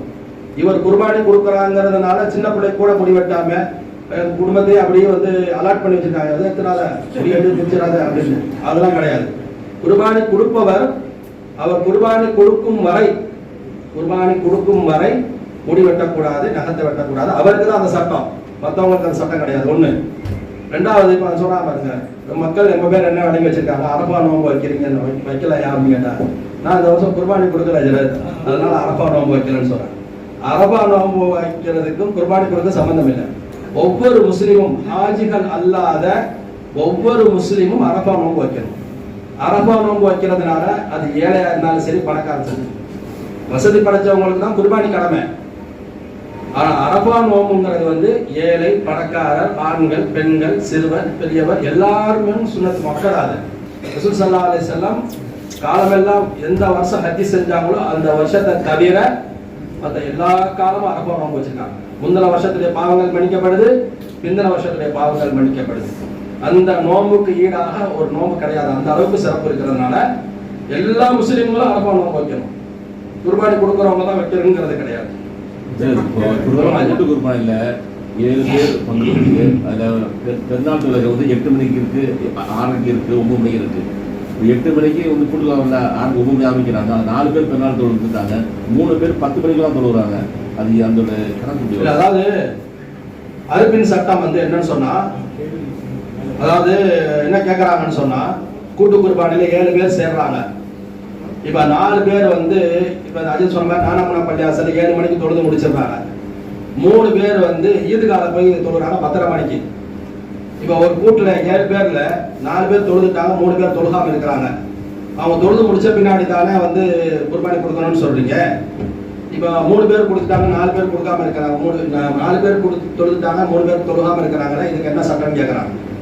பொதுவா வந்து தொழுகைக்கு பின்னால கொடுக்கணுங்கிறது வந்து மார்க்கத்துல என்ன எழுதுறாங்கன்னா, குர்பானி கொடுக்கிறவர் இருக்கிறாரா இல்லையா, ஒண்ணு அவர் தொழுதுறது, அல்லது அவர் எந்த மஹல்லாவில் வசித்து வருகிறாரோ அந்த மஹல்லாவில் ஏதாவது ஒரு பள்ளிவாசலில் தொழுகை நடந்துட்டாலும் அவர் கொடுத்துடலாம். மாநகர எல்லைக்குல, இந்த மாநகரக்குள்ள எல்லையில, திருச்சி மாநகராட்சி எல்லைக்குள்ளார எந்த பள்ளிவாசல்லையாவது ஈது தொழுகை நடந்துட்டாலும் இவர் தொழுகாட்டாலும் கொடுத்துடலாம். தொழுகை எங்கேயாவது ஒரு இடத்துல தொழுகை நடக்கணும், அவ்வளவுதான். இவர் அப்புறம் அவங்க குர்பானி கொடுத்துட்டு கூட போய் தொழுதுக்கலாம். சதக்கத்துல் ஃபித்ர் இருக்கு பாருங்க, அது தொழுகைக்கு முன்னால நிறைவேற்றணும். குர்பானிங்கிறது ஒருத்தர் எந்த ஏரியால குடியிருக்கிறாரோ அந்த மாநகரத்துக்கு உட்பட்ட ஏதாவது ஒரு பள்ளிவாசல்ல தொழுகை நடந்துருச்சு, ஆனா இவர் ஒன்றும் தொழுகை நடந்துட்டாலும் இவர் தொழுதுட்டாலும் கூடியும். அப்படிங்கிறதுனால 4 பேர் தொழுதுட்டாங்க, 3 பேர் தொழுகல, அவங்களுக்கு ஜாயிஸ் இருக்கு, தொழுதல் அவங்க தாராளமா அவங்க எடுத்துக்கலாம். எந்த அளவுக்கு சொல்றாங்கன்னா, இப்ப ஒருத்தர் தன்னுடைய குர்பானிய கிராமத்துல உள்ள சொந்தக்காரவங்கள்ட்ட, ஒரு கிராமம் இருக்குது, அந்த கிராமத்துல உள்ள சொந்தக்காரவங்கள்ட்ட ஆடை வாங்கி நீ என் பேர்ல குர்பானி கொடுத்துருமான்னு சொல்றாங்க. அந்த ஊர்ல அந்த கிராமத்துல ஈது தொழுகை இல்லை, அந்த கிராமத்துல ஈது தொழுகை இல்லை. இப்ப இவர் எப்படி கொடுக்கணும்னா, அவங்க சுபு தொழுத உடனே கொடுத்துடலாம். ஈது தொழுகை இல்லாததுனால அவங்க சுபு தொழுகையை இவர் ஒன்னும் இங்க தொழுகல, இவர் இங்க 8 மணி 10 மணி தான் தொழுக போறாரு. ஆனாலும் குர்பானியை பொறுத்த வரைக்கும் ஒரு நபர் எந்த ஊரில் இருக்கிறாரோ அவரை கொண்டு சட்டம் அல்ல, அந்த பிராணி எந்த ஊரில் இருக்கிறதோ அதை கொண்டு தான் சட்டம். இதை கொஞ்சம் விளக்கிடுங்க. குர்பானி பொறுத்த வரைக்கும் குர்பானி கொடுப்பவர் எந்த ஊரில் இருக்கிறாரோ அது சட்டம் அல்ல, குர்பானி பிராணி எங்க இருக்கிறதோ அதான் சட்டம். இந்த குர்பானி பிராணி இந்த திருச்சியில இருக்குது, ஒரு இடத்துல தொழுகை முடிஞ்சிருச்சு, அப்ப இதுக்கு அறுக்கிறது ஜாயிஸ் ஆகும். இப்போ வெளிநாட்டில் இது பெரும்பாலும் வெளிநாட்டில் உள்ளவங்களுக்கு வருது. வெளிநாட்டில் ஒருத்தர் இருக்கிறாரு, பஹ்ரைன்ல இருக்கிறாரு, சவுதியில இருக்கிறாரு, அவங்களுக்கு ஒரு நாள் முந்தி வந்துருக்குன்னா அவருடைய குர்பானி இங்க வீட்டுல சொல்லியிருக்கிறாரு, இங்க திருச்சியில என் பேர்ல குர்பானி கொடுத்துருமான்னு சொல்றாரு. இப்ப அவங்களுக்கு ஒரு நாள் முந்தைய பெருநாள் முடிஞ்சிருச்சு, நமக்கு ஒன்றும் பெருநாள் வரல. இப்ப அவர் பெருநாள் கொண்டாடிட்டாரே அப்படிங்கிறதுக்காக நம்ம இங்க குர்பானி கொடுக்க முடியுமானா கொடுக்க முடியாது. ஏன்னா ஆடு இங்க இருக்குது. இப்ப இந்த ஆட்டுக்கு எப்ப சட்டம் வருதுன்னா, இங்க உள்ளவங்க தொழுது முடிச்ச பின்னாடிதான் சட்டம் வரும். அவர் குர்பானி தொழுதுட்டாலும் கூட இந்த ஆடு இங்க இருக்கிறதுனால இந்த ஆட்டினுடைய சட்டம் தான் வரும்.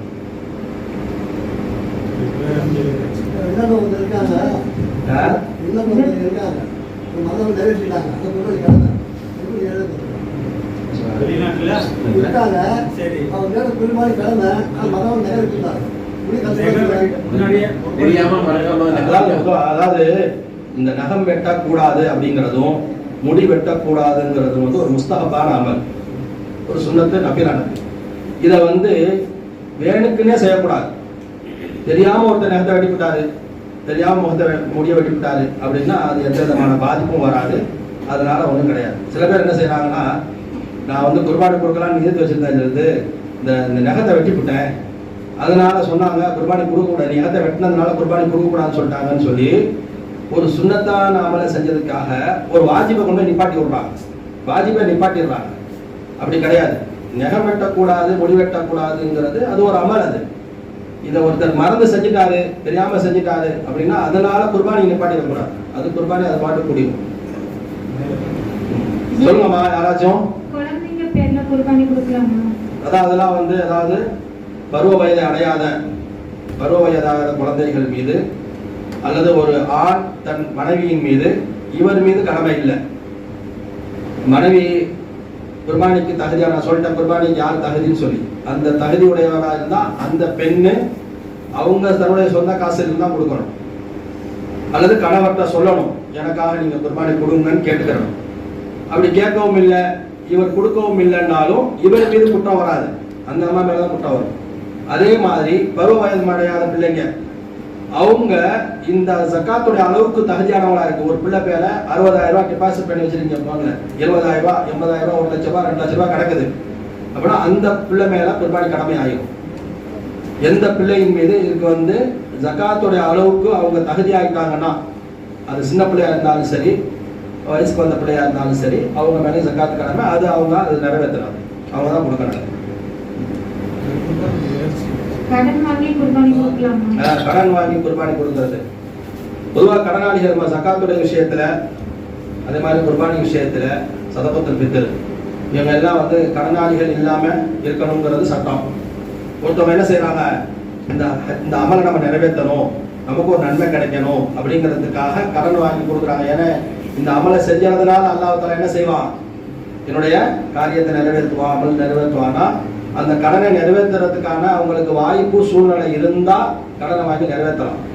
ஆனா கட்டாயம் கிடையாது. கடனை வாங்கி நிறைவேற்றணுங்கிறது கட்டாயம் இல்லை, அவங்க மேல வாஜிபம் இல்லை, கட்டாயம் இல்லை.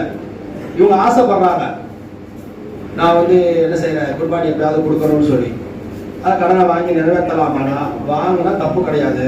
ஆனா கொடுக்கறதுக்கான வாய்ப்பு இருந்தால் தான் வாங்கணும், இல்லைன்னா கொடுக்கக்கூடாது. வட்டி இல்லாம அந்த வட்டி வாங்கக்கூடாது. வட்டி, அதாவது வட்டி காசு வாங்கி கூட்டு குர்பானியில் ஒரு சேர்ந்தாலும் 7 பேருடைய கூட்டுமே சேராது, வட்டி காசு மட்டும். அதனால வட்டி காசு வாங்கக்கூடிய ஒரு நபர் கூட்டு குர்பானியில் சேர்ந்தாருன்னா அந்த நபருடைய கூட்டு குர்பானியை தனியாக பிரித்து வச்சிடணும். ஒரு ஆள் உள்ள ஜாயின் பண்ணக்கூடாது. சேர்த்தோம்னா மிச்சம் 6 பேருடைய குர்பானிக்கு சேராமல் போயிடும்.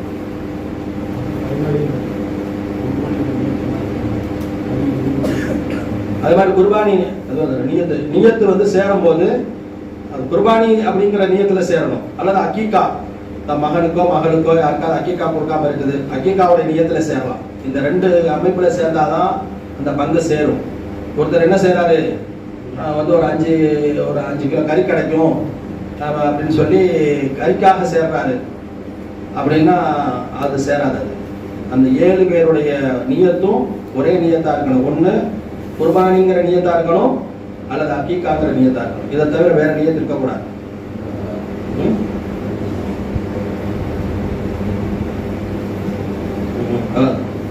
ஏழு பங்குல வந்து 7 பங்குல மொத்தம் 7 பங்கு இருக்கா இல்லையா, 5 பங்கு குர்பானியா இருக்குது, 2 பங்கு அக்கீகாவா இருக்குது, அது ஜாயிஸ் இருக்குது.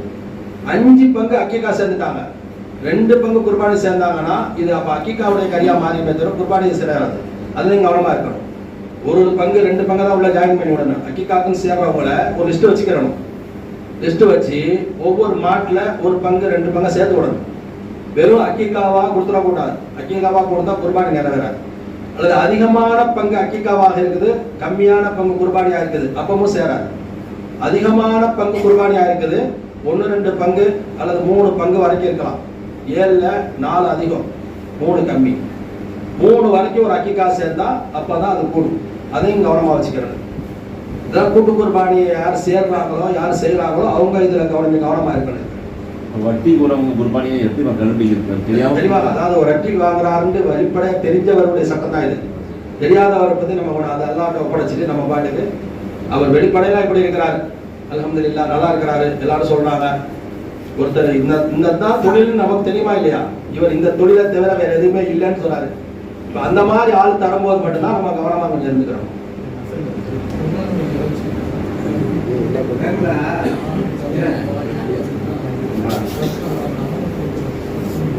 குர்பானி ஹசரத் கேட்கறாங்க, குர்பானியுடைய இறைச்சி இருக்க இறைச்சி பங்கு வைக்கிறதுல இந்த இறைச்சி மட்டும் தான் பங்கீடுல சேருமா, இந்த தலை குடல் வால் காது இதெல்லாம் பங்கீடு என்னன்னு சொல்லி, இறைச்சி தான் பங்கீடு. தலை கால் அப்படிங்கிறது வந்து அந்த விருப்பப்பட்டவங்க எங்களுக்கு தாங்கன்னு சொல்லி கேட்டு வாங்கலாம், அல்லது யார் பங்கீடு செய்யறாங்களோ அவங்களுடைய சுய இஷ்டத்தில் இருக்குது. அவங்க என்ன செய்யலாம், அதை யாருக்கு வேணாலும் ஹதியாவா கொடுக்கணும், விலையா கொடுக்கக்கூடாது, விலைக்கு விற்கக்கூடாது, அறுப்பு கூலியாக கொடுக்கக்கூடாது. அதை வந்து யாருக்கு ஹதியாவாக நீங்க வந்து பங்கீடு செஞ்சு கொடுத்துக்கலாம். அதே மாதிரி தோல் சட்டம் அப்படிதான். குர்பானியுடைய தோலை பொறுத்த வரைக்கும் அதை வந்து என்ன பள்ளியாச கட்டுமான பணிக்கு, அதே மாதிரி பள்ளியாசல வேலை பார்க்கக்கூடியவர்களுக்கு ஹதியா இது சம்பளம் கொடுக்கறது, இந்த மாதிரி காரியத்துக்கு செய்யக்கூடாது. ஒருத்தர் தோல் தனக்கே தேவைன்னா அவரே அதை பதப்படுத்தி பயன்படுத்திக்கலாம். இல்லை அப்படின்னா ஏழைகளுக்கு சதக்கா செஞ்சிடணும். அல்லது யார் வந்து அதை சரியான முறையில அதை பராமரிக்கிறாங்கன்னு தெரியுறாங்களோ அவங்களுக்கு அதை கொடுத்து அவங்கள்ட்ட ஒப்படைச்சிடணும். அதாவது அதான் சொல்றேன், அதாவது ஜகாத்துக்கும் குர்பானிக்கும் ஒரு 4 வித்தியாசம் இருக்குது சொல்லிடுறாரு. இதை தெரிஞ்சுட்டீங்கன்னா இந்த விவசாயம் வராது. ஜகாத் அப்படிங்கிறது வந்து ஒரு வருஷம் அந்த பொருளாதாரம் இருக்கணும். குர்பானிங்கிறதுக்கு வந்து பிறை 10, 11, 12 3 நாள் இருந்தா போதும் அவங்க மேல குர்பானி கடமை. இது ஒரு வித்தியாசம். ரெண்டாவது, ஜகாத்தை பொறுத்த வரைக்கும் வளர்ச்சியுடைய பொருள்களுக்கு தான் ஜகாத்து. வளர்ச்சியுடைய பொருள் எந்த பொருள்ல இருந்து வருமானம் வந்துகிட்டே இருக்குதோ அதுக்கு தான் ஜகாத் கொடுக்கணும்.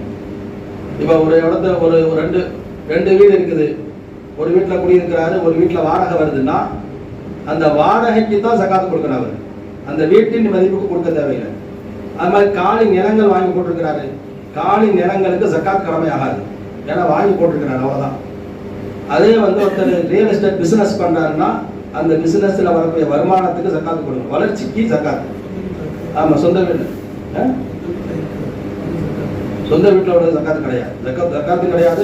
இன்னொரு வீடு 4 வீடு 5 வீடு வாடகை போட்டிருக்கிறாரு, அந்த வீட்டின் மதிப்புக்கு ஜகாத் கிடையாது, வரக்கூடிய வருமானத்தான் ஜகாத். ஆனா குர்பானியை பொறுத்த வரைக்கும் வளர்ச்சி உடைய பொருள், வளர்ச்சி இல்லாத பொருள் எல்லாத்துக்கும் குர்பானி கொடுக்கணும்.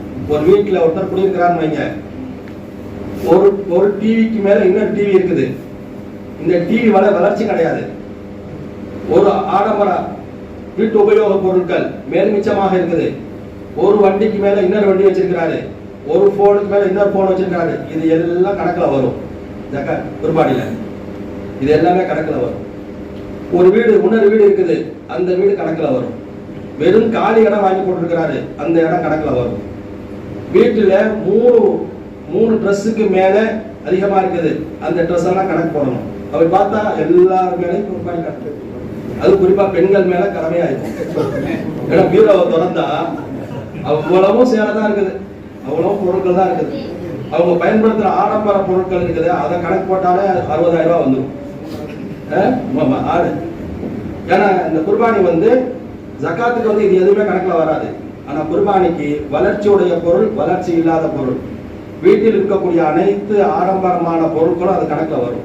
அதெல்லாம் கணக்கு பண்ணி 60,000 ரூபாய் வந்து அவங்க மேல குர்பானி கணக்கு. ரெண்டாவது, ஜகாத்தை பொறுத்த வரைக்கும் வந்து இப்போ இவருக்கு எனக்கு கடமையாச்சு. இப்போ நான் என்ன செய்யறேன், ஒரு மாசத்துக்கு முன்னாடியே ரமலான் வந்துடுது, ரமலான்ல நான் கொடுத்துட்டேன், என் மேல அடுத்த மாசம் கடமை ஆகுது, முன்கூட்டியே நான் கொடுத்துட்டேன்னு வைங்க, அந்த ஜகாத்து நிறைவேறிடும். அல்லது என் மேல இப்ப கடமையாச்சு, ஒரு மாசம் கழிச்சோ 2 மாசம் கழிச்சோ நான் கொடுத்தேன்னு வைங்க, அந்த ஜகாத்து நிறைவேறிடும். ஆனா குர்பானி இந்த 3 நாள்ல கொடுத்தாகணும். இதுக்கு முன்னாடி கொடுத்தாலும் குர்பானி சேராது, இந்த 3 நாள் கழிச்சு அவர் கொடுத்தாலும் குர்பானி சேராது. 3 விஷயம் முக்கியமா சொன்னார்.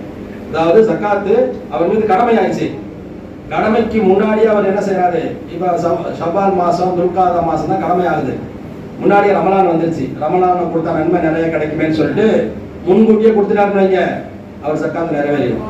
அல்லது 1 மாசம் 2 மாசம் கழிச்சு கொடுக்குறாரு, கழிச்சு கொடுத்தாலும் நிறைவேறிடும். இந்த கழிச்சு கொடுத்த காலத்துல மௌத்தாகாம இருக்கணும். அவர் மௌத்தாயிட்டாருன்னா அவர் ஜகாத்து கடமையான நிலையில குற்றவாளியா மௌத்தாயிடுவார். ஆனா குர்பானி பொறுத்த வரைக்கும் பிறை 10, 11, 12 இந்த 3 நாளைக்கு முன்னாடியும் கொடுக்க கூடாது, முன்னாடி கொடுத்தாலும் சதக்காவா போயிடும், 3 நாளைக்கு பின்னாடி கொடுத்தாலும் சதக்காவா போயிருமே தவிர இது குர்பானி சேராது. இது ஒரு சட்டம். 3வது சட்டம் என்னன்னா, ஜகாத்தை பொறுத்த வரைக்கும் அது முழுக்க முஸ்லிம்களுக்கு தான் கொடுக்கணும், முஸ்லிமை தவிர யாருக்கும் கொடுக்கூடாது. குர்பானி பொறுத்த வரைக்கும் ஏழைக்கு கொடுக்கலாம், பணக்காரருக்கு கொடுக்கலாம், முஸ்லீமுக்கு கொடுக்கலாம், முஸ்லீம் அல்லாதவங்க கொடுக்கலாம். குர்பானி கறி யாருக்கு வேணாலும் கொடுக்கலாம், எல்லாத்துக்கும் அனுமதி இருக்குது. குர்பானி அக்கீக்கா கறியும் குர்பானி கறியும் ஒரே சட்டம் தான். நம்ம வீட்டில் பிள்ளைக்கு அக்கீக்கா கொடுக்குறோம், அந்த மாதிரி தான் குர்பானி சரி. குர்பானி கறியுடைய சட்டமும் அக்கீக்காவுடைய சட்டமும் யாரும் வந்து இது வரைக்கும் குர்பானி கொடுத்த சட்டத்துல எங்க வீட்டில் நான் குர்பானி கொடுத்தோம், எங்க அத்தா எங்க அம்மா என் பேர்ல குர்பானி கொடுத்தேன், இந்த குர்பானி கறியை எங்க அத்தா அம்மா சாப்பிடலாமான்னு இது வரைக்கும் யாரும் கேள்வி கேட்டது. ஆனா அக்கீக்காக்கு மட்டும் வர்றாங்க, என் பிள்ளைக்கு நான் அக்கீக்கா கொடுத்தேன், இப்ப அத்தா அம்மா நாங்க சாப்பிடலாமான்னு சொல்லி. இது கேள்வியே தப்பு உங்களுக்கு. அந்த சட்டம் தான் இந்த சட்டம். குர்பானிக்கு எப்படி வந்து பெற்றோர் சாப்பிடலாமோ அக்கீக்காவும் அதே தான், 2 பேருக்கும் அதே சட்டம் தான்.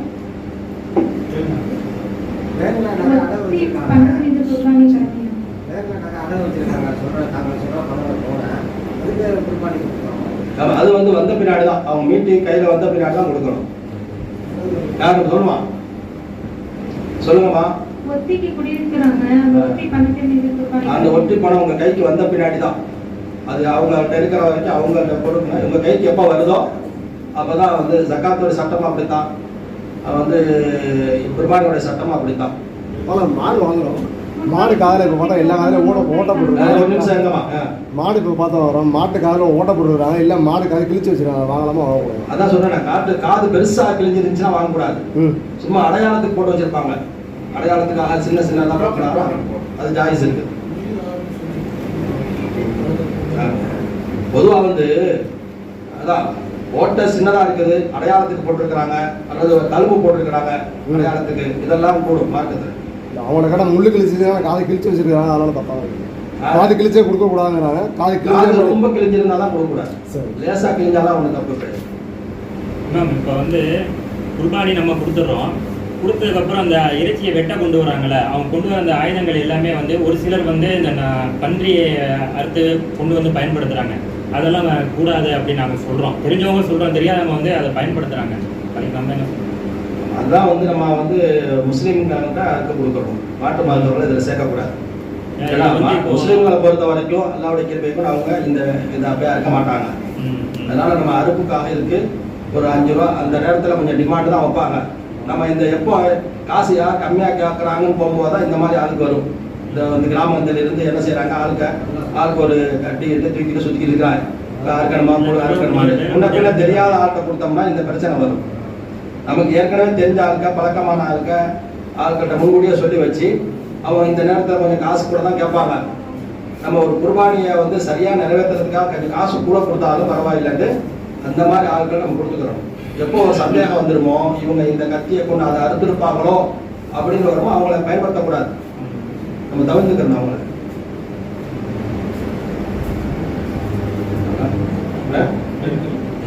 சொல்லுங்கம்மா மேல. இந்த துல்வச்சத்துல ஆரம்பத்துல யாரும் ஒப்பாத்தாயிட்டாங்கன்னா அந்த வீட்டுல குர்பானி கொடுக்கலாமா? ஒரு விஷயம் இதுவும் சொல்ல மறந்துட்டேன். இந்த குர்பானி கடமையானவங்க வீட்டுல எங்க மகனுக்கு நான் பெண்ணா முடிச்சவன கல்யாணம் வச்சிருக்கிறேன், அதனால எங்க வீட்டுல இப்ப வந்து யாரும் குர்பானி கொடுக்கூடாதுன்னு சொல்லிட்டாங்க அப்படி சொன்னாலோ, அல்லது இந்த துல்ஹஜ் மாசத்துல எங்க வீட்டுல ஒரு பெரிய ஆள் மூத்தாயிட்டாரு, மூத்தா போனதுனால எங்க வீட்டுல நாங்கள் குர்பானி கொடுக்க கூடாதுன்னு சொன்னாலோ, அல்லது எங்க பெரியத்தா வந்து உடம்பு சரியில்லாம ஆஸ்பத்திரியில் இருக்கிறாரு, இந்த நேரத்துல வந்து அவ்வளவு பெரிய ஆஸ்பத்திரியில் இருக்கிறாரு, நீங்க போய் குர்பானி கொடுத்துருக்கீங்க அப்படின்னு சொன்னாலோ, அல்லது எங்க வீட்டுல வந்து என் பெரிய மருமக மாசமா இருக்குது அதனால குர்பானி கொடுக்கக்கூடாதுன்னு சொல்றாங்க, வயிற்றுல பிள்ளைக்கு ஆபத்து வந்துருமான், இது எல்லாமே மார்க்கத்துக்கு இதுக்கு சம்மந்தம் இல்லாத விஷயம். இது சம்மந்தம் இல்லை. அவங்க பாட்டுக்கு வந்து கல்யாணம் வந்திருந்தாலும் குர்பானி கடமையான குர்பானி கொடுக்கணும். ஒரு வீட்டுல நாளைக்கு குர்பானி முதல் நாள் மௌத்தாயிட்டாரு அப்படின்னா அவங்க குர்பானி கொடுக்கணும். மௌத்து காரணமாக, கல்யாணத்தின் காரணமாக, வியாதியின் காரணமாக, கர்ப்பிணி என்ற பெண்ணின் காரணமாக குர்பானியை நிறுத்தக்கூடாது. அவங்க அந்த கடமையை நிறைவேற்றணும். இன்னும் சொல்ல போனா அந்த நேரத்தில் நீங்க கொடுத்தாதான் அந்த வியாதியஸ்தர் சீக்கிரம் ஷிஃபாவாவார். இந்த வயிற்றுல இருக்க குழந்தை நல்ல குழந்தையா வளர்ந்து சீக்கிரமா இலகுவான பிரசவம் ஆகும். அந்த கல்யாணம் இன்னும் நல்லபடியா முடியும். அந்த மாதிரி நேரத்துல தான் இதை நீங்க விடவே கூடாது. விடாம நீங்க செய்யணும். மௌத்தா போனவர் அந்த நேரத்தில் நீங்க கொடுத்தீங்கன்னா அவருக்கு ஒரு நன்மை போய் சேரும். அதனால இது எதுவுமே. ஆனா ஒரு பிரயாணி முசாஃபரா இருக்கிறார், ஒருத்தர் பிரயாணத்துல இருக்கிறார், 77 கிலோமீட்டருக்கு மேல பிரயாணம் போயிட்டார். இந்த பிரயாணம் போனவர் 10, 11, 12 வீட்டுக்கு ஊருக்கு வரல, பிரயாணத்துல இருக்கிறாருன்னா இந்த பிரயாணி மீது குர்பானி கடமை இல்லை. ஆனா அவர் ஏற்கனவே வாங்கி வச்சுட்டு இவங்க சொந்தக்காரங்களோட சொல்லிட்டு போயிட்டாரு, நான் வந்தாலும் வராட்டா நீங்க அறுத்துருங்கம்மான்னு சொல்லிட்டாருன்னா அவங்க அறுத்துறாங்க. அல்லது பிறை 12க்கு வந்து இறங்கிட்டாரு காலையில அப்படின்னாலும் அவர் கொடுக்கணும். பிரயாணிகளுக்கு மட்டும்தான் சலுகை இருக்குது. இது குர்பானி கொடுக்காமல் இருப்பது. ஆடு கொடுத்து தகுதி இருந்து பங்குல சேர்க்கிறார். அதுவும் தான். அதாவது ஹஜ்ஜி செய்வதற்கான யாருக்கு அல்லாஹ் வசதி வாய்ப்பு தந்திருக்கிறானோ அவங்க உம்ரா செய்யக்கூடாது. என்ன கேட்கறாங்கன்னா, ஆச்சார் என்ன கேட்கறாங்கன்னா, ஆடு கொடுப்பதற்கு வசதி வாய்ப்பு இருக்குது அவருக்கு, நல்லா எல்லாமே எல்லாம் நல்லா கொடுத்துருக்கான். ஆனா போய் ஆடை கேட்டா 20,000 ரூபா சொல்றாங்க. இங்க பார்த்தா அட்டையா கிடக்குது எல்லா பக்கமும். அது சொன்ன மாதிரி 2600 வாட்ஸ்அப்ல வந்து சென்னையில இருந்து 1600 ரூபாய். மனுஷன் தானே, இன்னஹுல் ஹுப்பில் கைரில் ஷதீத், அல்லாஹ் குர்ஆன்ல சொல்றான். நிச்சயமாக மனிதன் பொருளை ரொம்ப விரும்பக்கூடியவனாக இருக்கிறான்னு சொன்னான். இந்த பணம் காசுன்னு வரும்போது அவர் உள்ள தடுமாறுது. 20,000 ரூபாய் கொடுத்து எதுக்கு ஒரு ஆட்டை பிடிக்கணும்? நம்ம கடமை நிறைவேறணும், அவ்வளவுதானே. ஒரு பங்குல சேர்ந்து விட்டுறணும். அவங்களுக்கு ஜாய்ஸ் கிடையாது. வசதி வாய்ப்பு உள்ளவங்க ஹஜ்ஜி செய்யணும்னா ஹஜ்ஜி தான் செய்யணும். அவங்க 1000 உம்ரா செஞ்சாலும் ஹஜ்ஜி செஞ்ச நன்மை அடைய முடியாது. இந்த மாதிரி வசதி வாய்ப்பு யாருக்கு இருக்குதோ, வீட்டில் அறுக்க வசதி இல்லை, அல்லது நாங்கள் வந்து அதில் குடியிருக்கிறோம் இதில் குடியிருக்கிறோம் அப்படின்னு காரணம்லாம் காட்டக்கூடாது. யார் யாருக்கு அல்லாஹ் வசதி வாய்ப்பை தந்திருக்கிறானோ, ஒரு முழு ஆடை கொடுப்பதற்கான வசதி இருந்தால் அவங்க ஆடை தான் கொடுக்கணும்.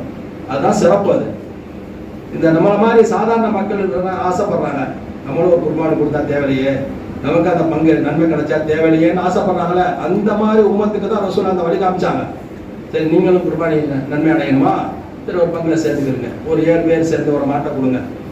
அதே மாதிரி 7 பேர் சேர்ந்து மாட்டு கொடுக்கறதுங்கிறது வந்து 7 பேர்த்துக்கு மேல கூடக்கூடாதே தவிர 5 பேர் சேர்ந்து ஒரு மாடு கொடுக்கலாம். இது ஒரு நம்ம ஒரு பங்கு ஒரு மாடு பிடிச்சோம், 6 பேர் சேர்ந்துட்டாங்க, ஒன்றும் ஒரு ஆள் தேவை, ரெண்டு ஒரு ஆளாக ஃபோன் பண்ணி கேட்குறேன், ஒரு ஆள் தேர்ந்தா தேவை, ஒரு ஆள் இருக்குதா யாராச்சும் என்ன என்ன நினைச்சிருக்காங்கன்னா 7 பேர் சேர்ந்தாதான் ஒரு மாடு கூட நினைக்க வச்சிருக்காங்க. அப்படி கிடையாது, ஒரு ஆளே ஒரு மாடு கொடுக்கலாம். ஒரு ஆளே ஒரு குடும்பத்தில் 5 பேர் இருக்கிறாங்க, 5 பேர் சேர்ந்த குடும்பத்தின் சார்பாக ஒரு மாடை பிடிக்கலாம். குடும்பத்தின் சார்பாக ஒரு மாடு பிடிக்கும் போது அவங்க அந்த அந்த கறியை பங்களா வைக்க வேண்டிய அவசியம் இல்லை, அந்த குடும்பத்தை அப்படியே அவங்க பயன்படுத்திக்க வேண்டியதான். பல மக்கள் கூட்டு சேரும் போது தான் அந்த கறியை சரியா பங்கு வைக்கணும். ஒரு மாட்டில் பலதரப்பட்ட மக்கள் பங்கு சேரும் போது தான் அந்த கறியை சரி பங்கு வைக்கணும். 5 பேர் சேர்ந்து ஒரு மாடு கொடுக்கலாம், 3 பேர் சேர்ந்து ஒரு மாடு கொடுக்கலாம், 7 பேர்த்துக்கு மேல போகக்கூடாது. அதிகபட்ச ரசூல் ஸல்லல்லாஹு அலைஹி வஸல்லம் சொன்னது 7 பேர் வரைக்கும் சேருங்கன்னு சொல்லி. மக்கள்கிட்ட இந்த ஒரு தவறான என்ன இருக்குது, எனக்கு போன் அடிச்சாரு, அஜத் ஒரு மாடு குடிச்சிருக்கிறோம், 6 பேர் சேர்ந்துட்டாங்க, ஒரு ஆள் உங்களை சேர்த்துக்கலாமா? இல்லை, நான் ஏற்கனவே இங்கே தப்பா பள்ளியாசலில் கொடுத்துட்டாங்க நாங்கள் அப்படின்னு. அப்படியா அஜர, ஒரு ஆள் கிடைக்க மாட்டேங்குது, அதாவது உங்களுக்கு தெரிஞ்ச ஆளாக தான் சொல்லுங்கன்னு சொல்கிறேன். அப்போ என்னன்னா அதை பூர்த்தி பண்ணுறதுக்கு மக்கள் பார்க்குறாங்க, தவறாக விளங்கி வச்சிருக்கிறாங்க. மாட்டிலும் சரி ஒட்டகத்திலும் சரி 7 பேர் உச்சகட்ட எண்ணிக்கை. அதுக்கு கீழே ஒருத்தரே கொடுக்கலாம், 2 பேர் சேர்ந்து கொடுக்கலாம், 3 பேர் சேர்ந்து கொடுக்கலாம், சேர்க்கலாம்.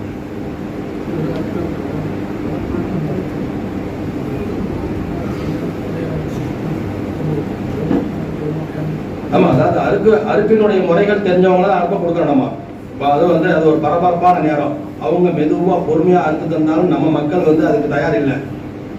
நம்ம மக்கள் அதுக்கு என்ன இவ்வளவு நேரம் பண்ணிக்கிட்டு இருக்கிறீங்க, இது தெரிஞ்சுதான் நான் அங்கே கொடுத்துருப்பாங்க அப்படின்னு. அவங்க பொறுமையா நின்று அடுத்து மற்ற மார்க்கத்தின் சட்டம் என்ன, 4 நரம்பு இருக்கு, 4 நரம்பு இருக்குது, அந்த 4 நரம்பை அறுக்கணும். 4ல குறைஞ்சபட்சம் 3ஆவது அறுக்கணும், 1 விடுபட்டா தப்பு இல்லை. 4 அறமும் நடக்கணும், அந்த உடம்புடைய சூடு போகணும், சூடு போன பின்னாடி தான் தோலை உரிக்கணும், அதுக்கு பின்னாடி தான் சட்டம் இருக்குது. இதுதான் சட்டம். இந்த மக்கள் வந்து அதுக்கு தயார் இல்லையே. இப்போ என்ன செய்வாங்க, பங்கு வைக்கிறவங்க ஏற்பாடு செஞ்சவங்க அவங்க கொடுக்கணும் அப்படிங்கிறதுக்காக அதை வந்து அதை கடைப்பிடிக்கிறது இல்லை. மக்கள் என்ன செய்யணும், வந்து தயாராக நாங்கள் பொறுமையாக இருக்கிறாங்க, ஒன்றும் பிரச்சனை இல்லை, நீங்கள் பொறுமையாகவே அறுத்து கொடுங்கன்னு சொல்லி தயாராக இருந்தால் தான் இதை செய்ய முடியும். இல்லைன்னா ஒரு பெரிய சண்டை வந்துடும், கலவரம் வந்துடும். இந்த பெரிய சண்டை கலவரத்தை தடுக்கிறதுக்காக அங்கே அதை நம்ம கடைப்பிடிக்க முடியாது. ஆடு மாடு அறுக்கும் போது யார் வந்து தங்களுடைய சொந்த வீட்டில சொந்த ஆடு இருக்கிறாங்கல்ல, அவங்க இதை குறைஞ்சபட்சம் கடைப்பிடிச்சிக்க வேண்டியது. கூட்டு பங்குல இதை கடைப்பிடிக்க முடியாது. அந்த மாதிரி ஆயிப்போச்சு. ஆடு மாடு அறுக்கும்போது எந்த பக்கம் படுக்க வைக்கணும்? ஆடு மாடு அறுக்கணும் கிபிலா பக்கம் தான் படுக்கணும். தலை கிபிலா பார்த்து இருக்கணும்.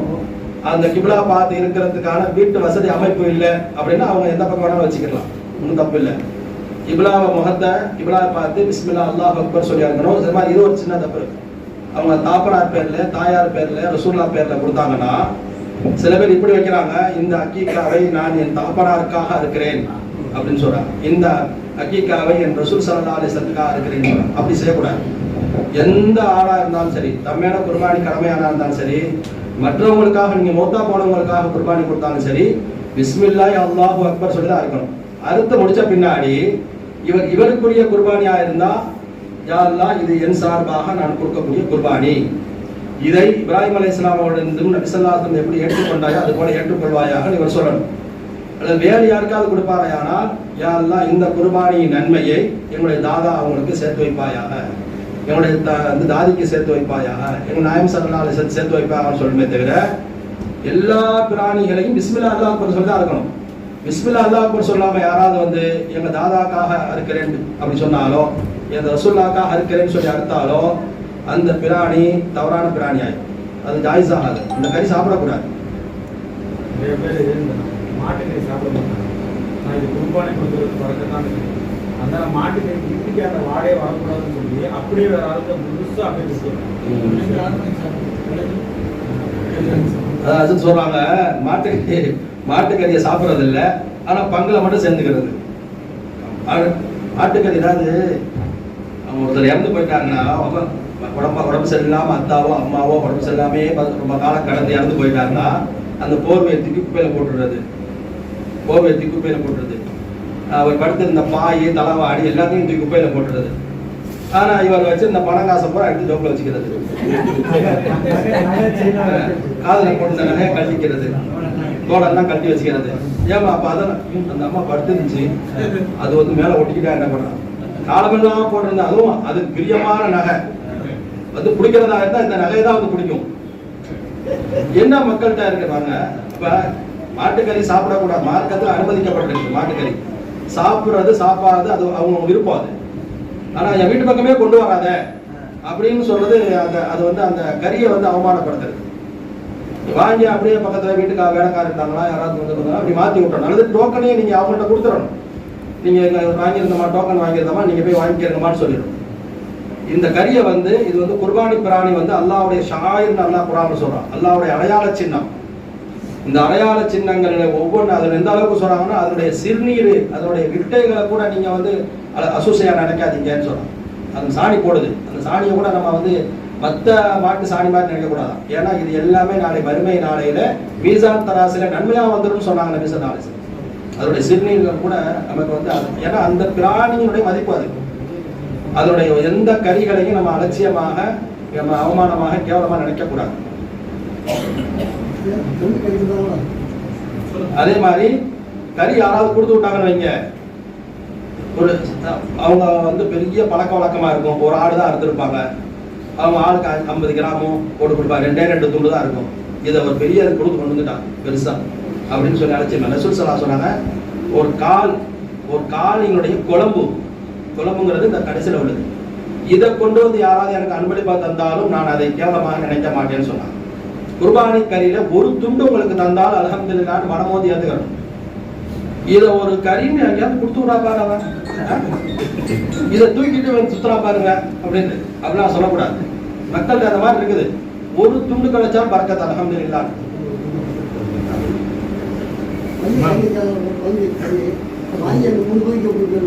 அதான் சொல்லிட்டேன், கறியை பொறுத்த வரைக்கும் எல்லாமே நமக்கு தேவைனாலும் வச்சுக்கலாம், நமக்கு தேவையில்லை ஒரு 100 கிராம் போதும் 200 கிராம் போதும்னாலும் எடுத்து வச்சுக்கிட்டு 1 கிலோ வச்சுக்கிட்டு சில குறை கொடுக்கலாம்.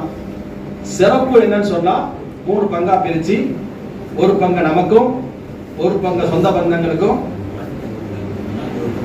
மாட்டுல அதேதான், மாட்டுல 5 கிலோ உங்களுக்கு தர்றாங்கல்ல, 5 கிலோ தந்தாங்கன்னா அந்த 5 கிலோவை வந்து நீங்க 1.5 கிலோ பிரிச்சுக்கிறணும். ஆமா, 3 பங்கா பிரிச்சு அதுல ஒண்ணு நீங்க வச்சுக்கிறணும், ஒண்ணு ஏழைகளுக்கு கொடுக்கணும், ஒண்ணு வந்து சொந்த பந்தங்களுக்கு கொடுக்கணும். அதே தான் அது. ஒரு பங்குங்கிறது வந்து ஒரு ஆட்டுடைய ஸ்தானம் தான் அது. பங்கு வந்து சிறந்த இடத்துல போகணும்னு அது இன்னைக்கு வியாபாரம் ஆயிடுச்சு. அதாவது நம்ம 7 பேர் இருக்கணும், 7 பேர் இருக்கிறாங்க, அந்த 7 பேரும் இருக்கிறது சிறந்ததுன்னு அது சொல்லணும்.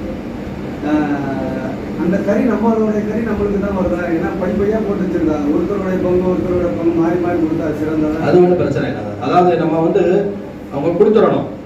அவங்க வந்து அந்த 7 பேரை படிச்சு அறுப்பாங்க. அந்த 7 பேரை அறுத்துட்டாங்கன்னா நம்ம குர்பான் நிறைவேறிச்சு. ஆனா வேண்டுதல் என்னன்னு சொன்னா நம்ம பேர் எதில் படிக்கப்படுச்சோ அந்த கறி தான் தரணும். ஆனா பல பங்குகள் சேரும் போது அதை வந்து பிரிச்சு எடுக்க முடியாது. அது வந்து கஷ்டம். அது பல பங்குகள் சேரும் போது பிரிச்சு எடுக்க முடியாது.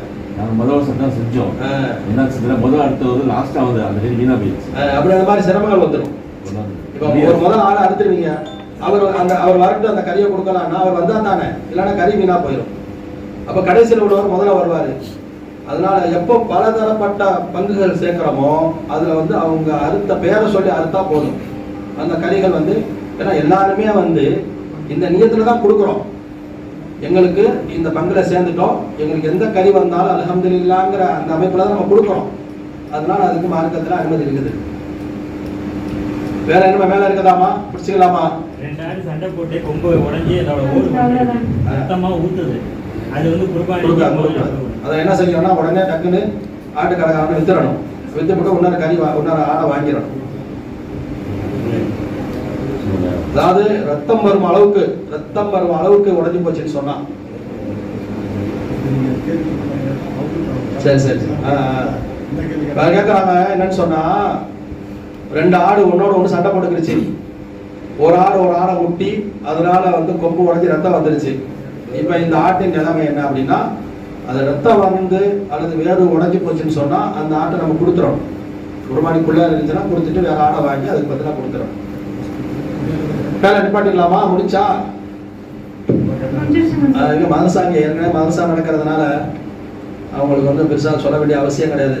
மதரசா உஸ்தாத் நம்பி எல்லாம் சொல்லி கொடுத்துருவாங்க இன்ஷா அல்லாஹ். அது மட்டும் இல்லாமல் இது காலகாலமாக நடக்கிறது தான். இது அப்பப்போ வரக்கூடிய இந்த குழப்பங்களுக்கு மட்டும்தான். ஒரு குடும்பத்துக்கு எத்தனை நபர்கள் சம்பாதிக்கிறாங்களோ சம்பாதித்து தனித்தனியாக அவங்களுக்கு ஜக்காத்துடைய கடமை இருந்தால் அவங்கவுங்க தனித்தனியாக கொடுக்கணும். ஒரு நபர் ஒரு குடும்பத்துக்கு ஜாயிஸ் ஆகாது. ஒரு இன்னொன்று வந்து குர்பானி 3 நாளும் கொடுக்கலாம். ஆனால் 3 நாளும் கொடுக்கலாங்கிறது இதுவே வச்சுக்கிறீங்களா, 3 நாளும் கொடுக்கலாங்கிறது முதல் நாள் கொடுக்கறதுக்கான சூழ்நிலை இல்லை, சந்தர்ப்பம் இல்லை, வாய்ப்பு இல்லை. அது அடுக்க ஆள் கிடைக்க மாட்டேங்குது. இதுக்காக வேணா 2வது நாள் தள்ளி போடலாம். இவங்க இப்ப என்ன பண்றாங்கன்னா 3 பேர் அண்ணன் தம்பிங்க, 3 பேர் அண்ணன் தம்பி என்ன செய்யறாரு, அண்ணன் பெரிய அண்ணன் நீங்க முதல் நாள் எடுத்துக்கிறீங்க, 2வது அண்ணன் நான் 2வது நாள் எடுத்துக்கிறேன், 3வது அண்ணன் 3வது நாள் எடுத்துக்கிறேன். அந்த பங்கு அந்த கறியை வந்து அவங்கவுங்க எல்லாரும் ஆளுக்கு கொஞ்சம் பங்கு போடுக்கிறதுக்காக இந்த நோக்கத்துக்காக தள்ளி போடக்கூடாது. அது முதல் நாளில் நிறைவேற்றுவதற்கான சாத்தியம் இல்லை, சூழ்நிலை சரியில்லை, ஆள் கிடைக்கல, இதனால தள்ளி போடலாமே தவிர நம்முடைய சொந்த காரணங்களுக்காக தள்ளி போடக்கூடாது. இல்லை நாங்கள் எப்போவுமே 2வது நாள் தான் கொடுப்போம், நாங்கள் வளமையாக 3வது நாள் தான் கொடுப்போம் அப்படின்லாம் சொல்லக்கூடாது. முதல் நாள் கொடுக்கறது சிறப்பு, அதிக நன்மை இருக்குது. எல்லாம் அல்ல ரப்பல் ஆலமீன் எதை பேசினோமோ எதை கேட்டோமோ அல்லாஹ் தஆலா அமல் செய்வதற்கு அல்லாஹ் தௌஃபீக் செய்வானாக. அல்லாஹ் தஆலா இந்த மஜ்லிஸை பயனுள்ளதாக ஆக்கி தருவானாக. அவங்க துஆ செய்வாங்க இன்ஷா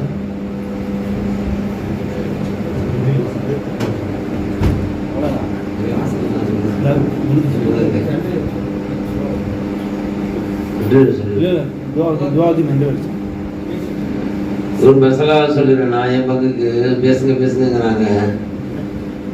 ஆடு பதில் சொன்னாங்க, குர்பானி கடமை இல்லாதவங்க வாங்கி ஆடு காணா போயிடுச்சு, திருப்பி வாங்குறதுன்னு சொல்லியாச்சு. காணா போன ஆடு வந்துருச்சு, ஏற்கனவே திருப்பி வாங்கி 2 ஆட்டையும் கொடுக்கணும். நல்லா ஞாபகம் வச்சுக்கணும் மசாலா. ஏன் அப்படின்னு கேட்டீங்கன்னா, ஆடு வாங்கினது பிறகு கடமையாயிரும் குர்பானி. அந்த ஆட்டின் மீதும் கடமையாச்சு, இந்த ஆட்டின் மீதும் கடமையாச்சு. அதே சமயத்துல வசதி உள்ளவராக இருந்தா ஒரு ஆடை மட்டும் கொடுத்தா போதுமானதாயிரும். ஞாபகம் வச்சுக்கணும். எப்பவுமே தேவையில்லாமல் செய்யக்கூடாது. நஃபில் தொழுகை தான். நஃபில் தொழுகைக்கு தக்பீர் கட்டினோம், ஒது முடிஞ்சுதா கட்டாயம் ஓசனும் தொழுதாகணும், கடமையாயிடுச்சு. நஃபில் தொழுவோம் போனா பேசாம போயிடலாங்க, பிரச்சனை இல்லை. ஆனா நஃபில் தொழுகைக்கான தக்பீர் கட்டுறதுக்கு பிறகு ஒது முறிஞ்சு போச்சுன்னா ஒதுவு செஞ்சுட்டு வந்து, ஆமா தொழுகையை முறிச்சிட்டாலும் சரி ஒது முறிஞ்சு போனாலும் சரி நஃபில் தானே முடிச்சுட்டு போக முடியாது, திரும்பி தொழுகிறது கட்டாயமாயிரும். அதேதான் குர்பானி கடமை இல்லை அப்படி பேசாம அல்ஹம்துலில்லாஹ்னு இருந்துடணும். சிரமப்பட்டு காசை வாங்கி வச்சுவிட்டு ஆடு காணா போச்சு, ஆடு செத்து போச்சுனாலும் பிரச்சனை. எல்லாமே அப்படிதான், எல்லா மசாலும் அதுல வந்துடும். காணா போனாலும் சரி இறந்து போனாலும் சரி எந்த நிலையிலையும் திருப்பி ஆடு வாங்கி கொடுக்கறது கட்டாயமாயிரும். ஏன்னா இவர் தன் மீது குர்பானியை கடமையா ஆக்கி கொண்டார், அல்லாஹ் அவர் மேல கடமையாக்கல. அதனால நமக்கு முடிஞ்சாதான் செய்யணும். கடனை வாங்கி உடனே வாங்கி என்ன செய்யக்கூடாதுங்க, கடன் வாங்கி பாதம் செய்ய வேண்டிய தேவையில்லை. அல்லாஹுக்கு நம்ம என்ன செய்யணும், அல்லாஹ் நம்ம அப்படி சிரமப்படுத்தல. அதனால ஆமா அது மாதிரி வட்டிக்கு வாங்கி எல்லா வேலையும் வட்டிக்கு வாங்கி தான் செய்யறாங்க. விருந்து போடணுமா, மொத்தா போயிட்டாங்க அம்மா அப்படின்னு மொத்த வட்டிக்கு வாங்கி விருந்து போடுறது, கடனை வாங்கி விருந்து போடுறது யாரு செய்ய சொன்ன? டெய்லி நீ துவா செய்வோம் தாயதாக்காண்டி பத்தாதான் உலகத்துல. அதனால இதெல்லாம் செய்யக்கூடாது. இந்த மசாலா நல்லா ஞாபகம் வச்சுக்கோங்க. எப்பவுமே ஒரு இபாதத்தை கடமையாக ஆக்கி கொண்டா கடமை இல்லாத அது திருப்பி செய்யறது, முடிச்சுட்டோம்னா திருப்பி செய்யறது வாஜிபாக ஆயிடும். கொஞ்சம் கவனத்தில் வச்சு. அப்படிலாம் கொடுக்க முடியாது, ஆடைதான் கொடுக்கணும். அந்த ஆட்டின் மீது தான் கடமையாச்சு, அந்த ஆட்டின் மீது தான் கடமையாச்சு தெரியும். மஜ்லிஸு காட்டு அதான் மஜ்லிஸு கேட்கிறாருன்னு தெரிஞ்சிருச்சு. அந்த ஆட்டின் மீது தானே கடமையாச்சு, குர்பானி பங்குல சேர முடியாது. அல்ஹம்துலில்லாஹி ரப்பில் ஆலமீன். அல்லாஹும்ம ஸல்லி அலா ரசூலிக சய்யிதினா மௌலானா முஹம்மதின் வ பாரிக் வ ஸல்லிம் அலைஹி. ஆமீன். அல்லாஹும்ம இன்னா நஸ்அலுக மின் கைரி மா ஸஅலக மின்ஹு அப்துக வ நபிய்யுக வ ரசூலுக வ ஹபீபுக محمد صلى الله عليه وسلم عبادك الصالحون ونعوذ بك من شر ما استعاذك منه عبدك ونبيك ورسولك وحبيبك محمد صلى الله عليه وسلم عبادك الصالحون وأنت المستعان وعليك البلاغ ولا حول ولا قوة إلا بالله العلي العظيم. ربنا آتنا في الدنيا حسنة